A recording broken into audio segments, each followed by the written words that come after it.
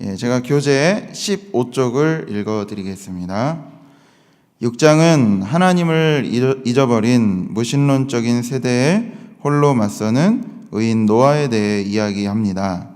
1절에서 7절은 땅의 타락상과 땅에 사는 피조물의 폭력성, 그리고 불의의 심각성을 부각시키므로 8절부터 시작되는 노아의 의로움을 극대화시킵니다. 노아는 의인이었고 순전했으며 하나님과 동행한 사람이었습니다.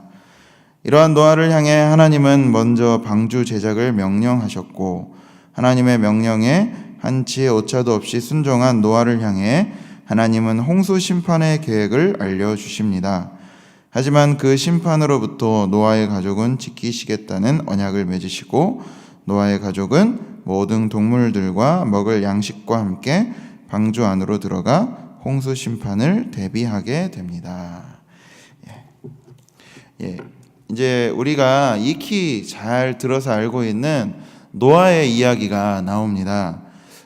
노아가 나온 당시의 이 배경을 살펴보니까 사람들이 얼마나 부패하고 타락했었는지를 우리가 알 수 있습니다.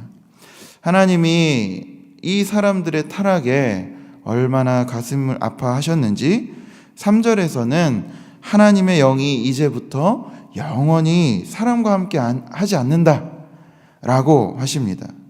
그리고 사람의 숨이 120년이 되면 끊어진다 라고까지 말씀하시기도 하셨습니다. 그리고 하나님이 당시의 사람들을 평가하시는데 5절에 보니 마음으로 생각하는 모든 계획이 항상 악했다라고 하셨습니다. 결국 하나님이 한탄하시기까지 하셨다라고 말씀하는 것을 우리는 볼 수 있습니다. 인간을 지으신 하나님께서 인간의 마음과 행위를 보시고 참 좋다, 너무 좋구나 라고 말씀하시기보다 난 너희들을 보니 너무 가슴이 아프다 라고 말씀하시면서 가슴 아파하고 계신다는 겁니다. 하지만 하나님의 마음을 흡족하게 하는 한 사람이 있었으니 그는 바로 노아였습니다. 우리는 오늘 노아의 모습을 통해서 우리가 이 새벽에 함께 기도할 제목들을 발견하게 됩니다. 먼저는 하나님의 은혜를 입은 자답게 살아가는 자녀 되게 하소서라고 기도하는 것입니다. 아무리 세상이 어두워져도 홀로 은은히 빛을 발하려 애쓰는 사람이 있기 마련입니다.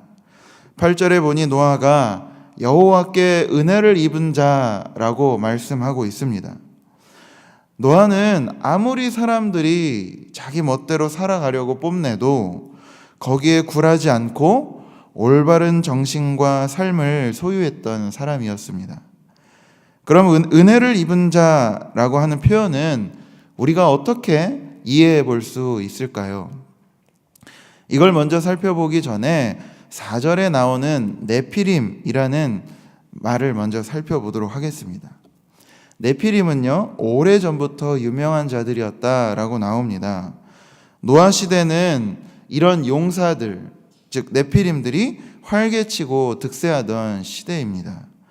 이들은 남들을 괴롭히는 자들이며 시대의 타락을 주도하던 자들이었습니다.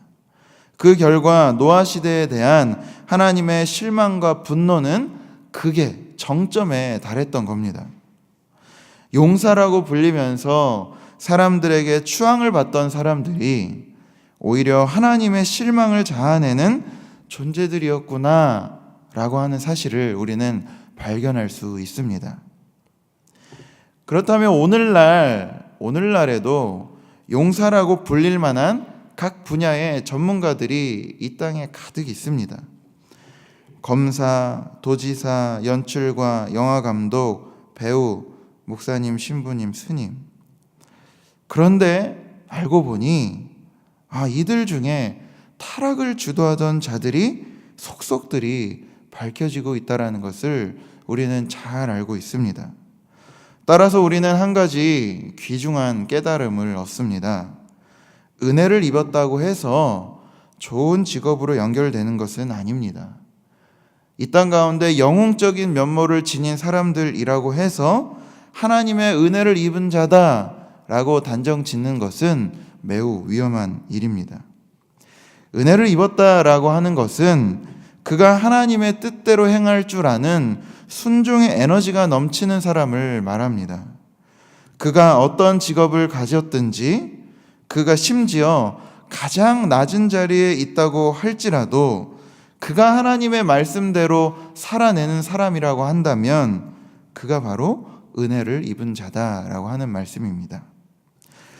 아마 노아는요, 당대에 매우 평범했던 인물 중에 하나였을 겁니다. 그러나 그런 평범한 인물을 비범한 인물로 바꿔주는 것이 바로 은혜입니다. 노아는 그저 주님의 마음에 흡족하게 살아갔습니다.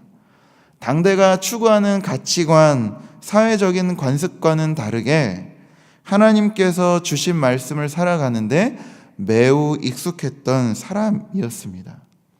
노아는 용사도 아니었고 당대에 매우 명성이 있었던 사람도 아니었습니다. 그러나 하나님과 훗날 이 성경의 기자들은 노아의 이런 평범함 속에 묻어있는 비범함을 발견해내어 우리에게 말씀해 주고 있습니다. 그 비범함은 은혜를 입은 자답게 살아가는 힘에 있다는 겁니다. 오늘부터 옛꿈이 시작한다라고 들었습니다. 우리 학생들에게 아마도 이런 은혜를 입은 자다라는 것들을 신앙의 가치관으로, 교훈으로 가르쳐야 하지 않을까 싶습니다.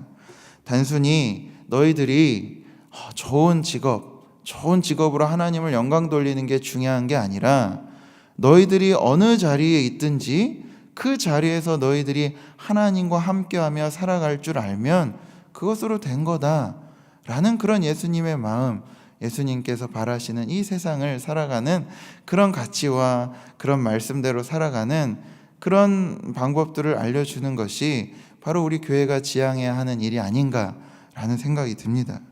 동시에 우리 교사들은요, 어떤 직업을 가지든지 간에 이 아이들에게 가르치는데 위축될 필요가 없겠다라는 생각이 듭니다.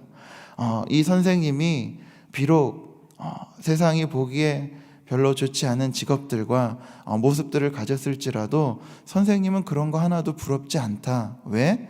선생님은 하나님이 함께 하시고 하나님과 동행하는 것만으로도 너무 만족스럽고 행복하다.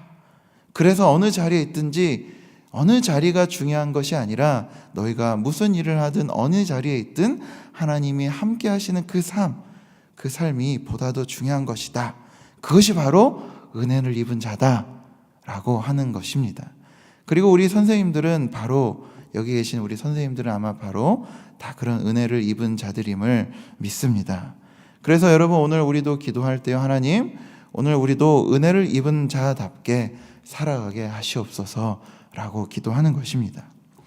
우리가 두 번째로 살펴볼 것은 하나님과 동행하는 사람 되게 하소서라는 것입니다. 노아를 소개하는 구절이 9절에 나옵니다.